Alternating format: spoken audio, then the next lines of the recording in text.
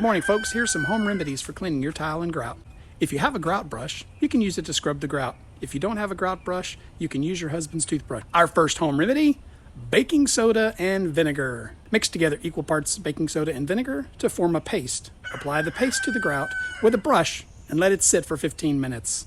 Scrub the grout with a brush and rinse it with water. Number 2, lemon juice. Mix together equal parts lemon juice and water in a spray bottle. Spray the grout with a solution and let it sit for 15 minutes. Scrub the grout with a brush and rinse with water. Number 3, dish soap. Mix together dish soap and water in a spray bottle. Spray the grout with a solution and let it sit, guess what, for 15 minutes. Scrub the grout with a brush and rinse with water. It's important to rinse the grout with water after you have cleaned it. This will help remove any remaining cleaner and prevent the grout from becoming stained. If this sounds like way too much work for your Saturday morning, then call a professional. By the way, this phone call will also take about 15 minutes.